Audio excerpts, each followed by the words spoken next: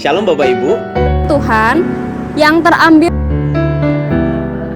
kebenaran firman Tuhan hari ini yang terambil Simbol SPBU. Ada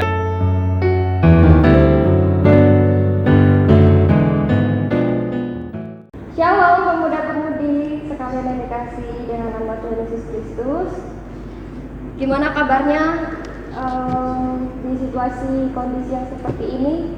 Ya, kami harap pasti baik-baik aja lah semuanya ya, sehat selalu di dalam lindungan Tuhan. Meskipun kita tidak bisa berkumpul memuji memuliakan Tuhan bersama, tapi kami punya metode lain untuk memuliakan nama Tuhan. Nah, selamat datang di ibadah online pada hari ini. Bersyukur sekali kita diberikan kesempatan untuk beribadah di tengah-tengah problem dunia saat ini. Sebelum kita lebih lanjut untuk beribadah pada hari ini, mari kita sebelumnya ambil sikap saat tadi sejenak, kita tundukkan kepala kita akan berdoa. Kembali Tuhan, kami datang Tuhan Yesus, kami mengucap syukur dan Bapa untuk kesempatan pada hari ini ya Tuhan. Kami anak-anak-Mu dapat beribadah ya Tuhan Yesus. Kami tahu ya Tuhan, kondisi saat ini ya Tuhan, masalah yang sedang terjadi di dunia Tuhan Yesus. Biarlah Tuhan Yesus yang senantiasa memberkati kami, melindungi kami ya Tuhan, sehingga kami tetap sehat, tetap kuat, tetap sukacita di dalam Engkau. Pada hari ini Tuhan Yesus, kami akan melakukan ibadah kami. Kami masyarakat ibadah kami pada hari ini Tuhan Yesus, dalam tangan pengasihan-Mu. Biarlah ibadah pada hari ini Tuhan dapat berkenan di hadapan-Mu ya Bapa. Kami juga menyerahkan teman-teman kami ya Tuhan Yesus, dimanapun anak-anak ini berada ya Bapa. Biarlah Tuhan Yesus yang melindungi mereka, juga Tuhan Yesus yang mengutuk hati mereka sehingga mereka dapat beribadah dengan baik.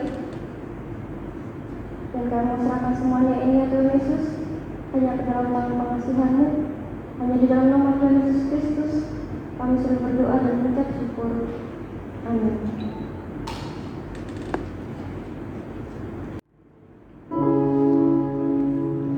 Teman-teman masih dalam posisi berdoa.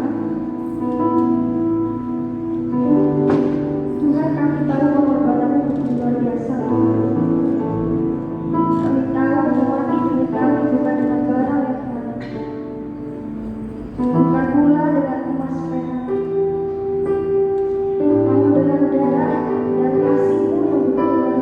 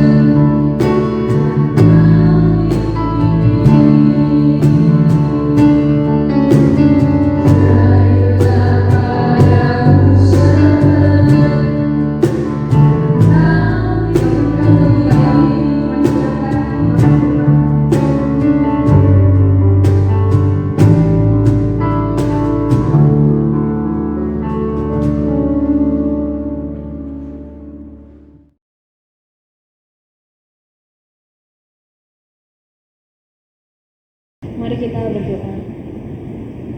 Hati kami melimpah dengan ucapan syukur Tuhan. Terima kasih untuk perbuatan Tuhan. Terima kasih karena Tuhan sudah mati di atas kayu salib untuk menebus dosa kami. Tanpa penyertaan Tuhan, tanpa darah Tuhan, kami tidak bisa hidup sampai hari ini. Kami bersyukur dan bangga memiliki Allah yang hebat seperti Engkau. Saat ini kami rindu mendengarkan firman Tuhan. Tuhan tolong kami, mampukan kami untuk mengerti, bahkan boleh kami lakukan dalam kehidupan kami selepas ini. Hamba-Mu terbatas, tapi kami memiliki Allah yang tidak pernah terbatas, yang akan memampukan kami melakukan sesuai dengan kehendak Tuhan. Berfirmanlah ya Tuhan, karena kami siap mendengarkannya. Dalam nama Yesus kami berdoa dan bersyukur. Amin. Shalom teman-teman diberkati Tuhan semuanya. Apa kabarnya hari ini? Mari kita terus bersuka cita. Mari kita terus bersyukur untuk semua perbuatan cinta kasih Tuhan. Jika kita ada sampai hari ini, itu semua karena kasih dan anugerah Tuhan. Mari kita sama-sama saat ini mendengarkan firman Tuhan yang terambil dari Kolose pasal yang pertama, ayat yang ke-20 sampai 23. Kolose 1 ayat 20 sampai 23, begini bunyi firman Tuhan. Dan oleh Dialah Ia memperdamaikan segala sesuatu dengan dirinya, baik yang ada di bumi maupun yang ada di surga. Sesudah Ia mengadakan pendamaian oleh darah salib Kristus. Juga kamu yang dahulu hidup jauh dari Allah dan yang memusuhinya dalam hati dan pikiran, seperti yang nyata dari perbuatanmu yang jahat. Sekarang diperdamaikannya dalam tubuh jasmani Kristus oleh kematiannya, untuk menempatkan kamu kudus dan tak bercela dan tak bercacat di hadapannya. Sebab itu kamu harus bertekun dalam iman, tetap teguh dan tidak bergoncang, dan jangan mau digeser dari pengharapan Injil yang telah kamu dengar dan yang telah dikabarkan di seluruh alam di bawah langit, dan yang aku ini, Paulus, telah menjadi pelayannya. Hari ini kita mau merenungkan satu kebenaran firman Tuhan dengan tema harga setetes darah. Harga setetes darah. Teman-teman yang diberkati Tuhan, mari kita mengingat sekarang ini umur kita sudah berapa puluh tahun. Jika saya sendiri tahun ini 24 tahun, artinya saya sudah 24 kali atau saya sudah 24 tahun merayakan Paskah.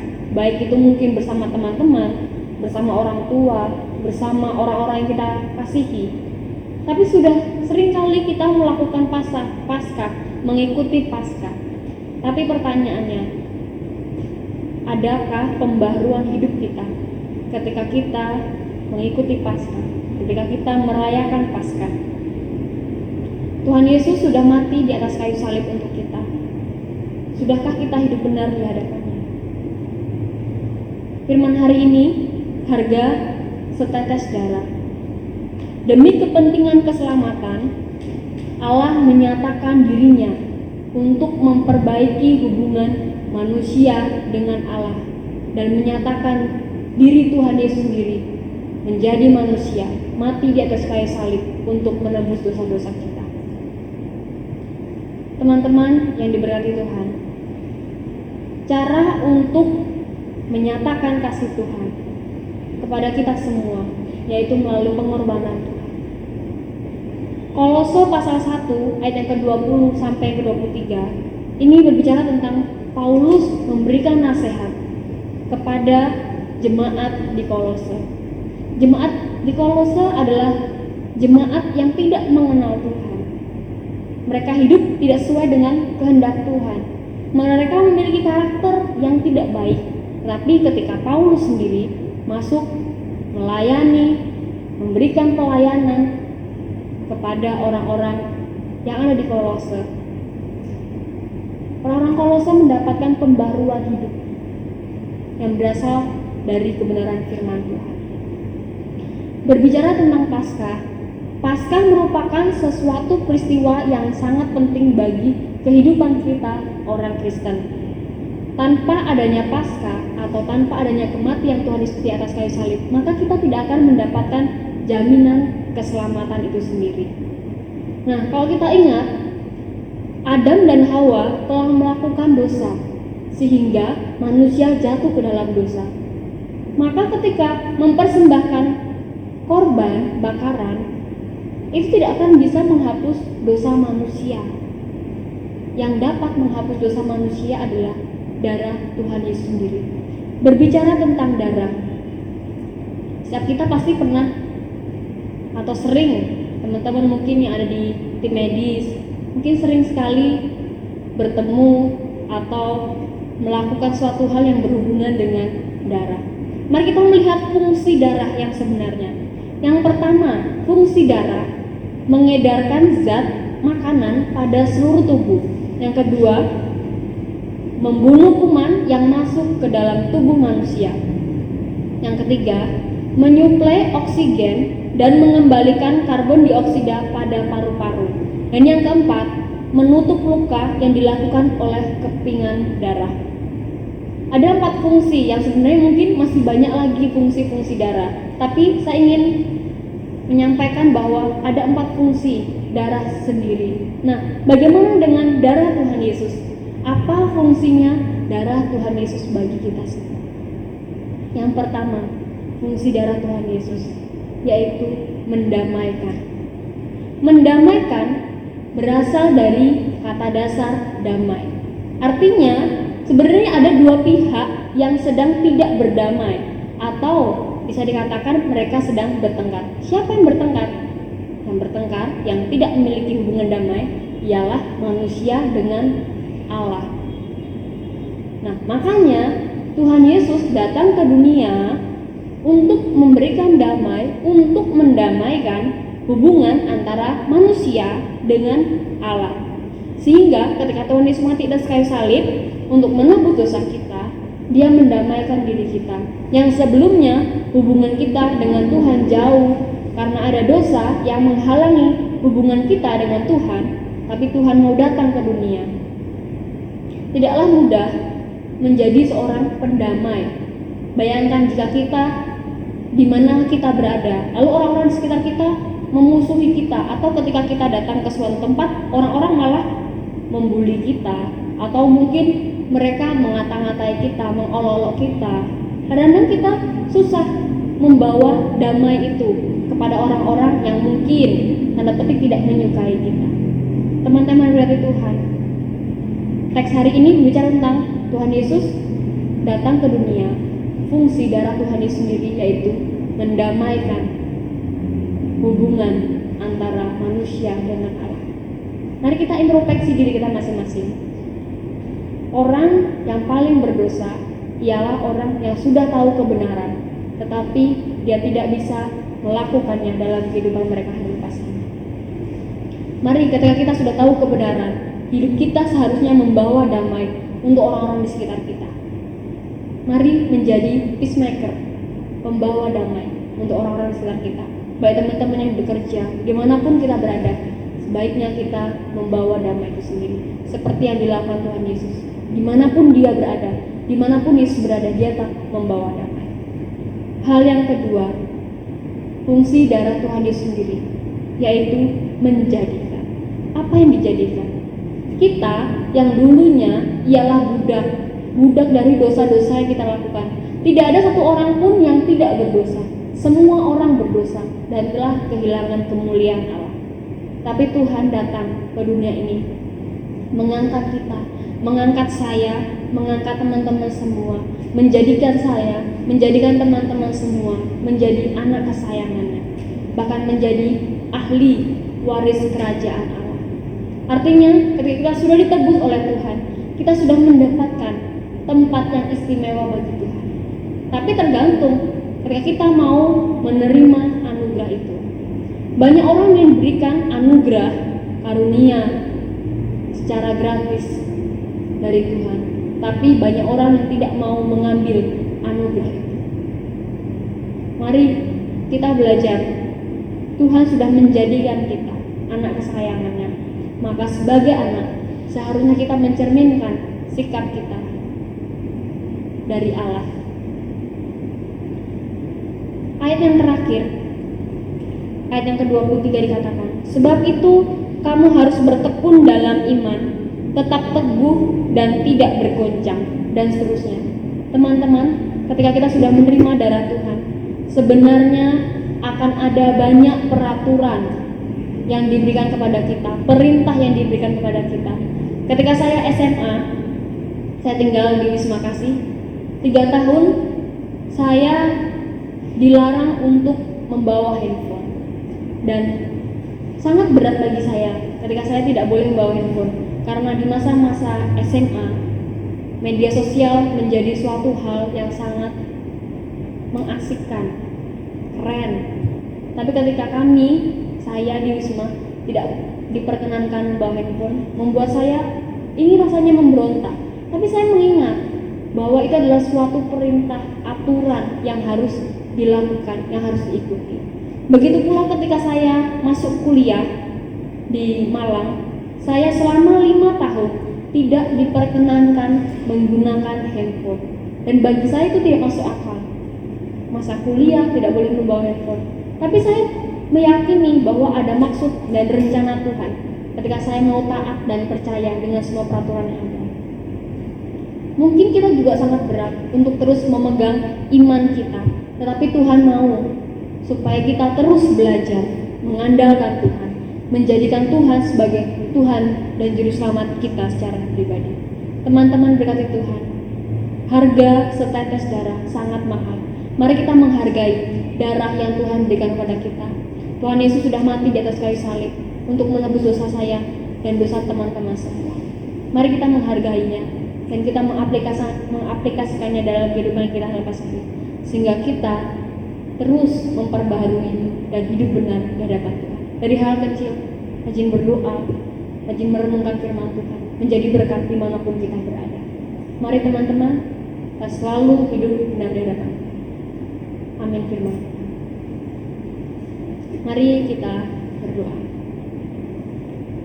Tuhan Yesus yang baik, Maha baik, kami bersyukur untuk semua anugerah yang Tuhan anugerahkan kepada kami. Terima kasih untuk firman Tuhan yang boleh Tuhan berikan kepada kami, sehingga kami terus hidup dalam tangan Tuhan. Terima kasih Tuhan Yesus, kami bersyukur kiranya firman Tuhan yang boleh kami dengarkan tidak lalu begitu saja, tetapi boleh menjadi rema, bahkan kami lakukan dalam kehidupan kami hari lepas hari. Tuhan Yesus, kami juga ingin menaikkan pokok doa kami, doa syafaat kami.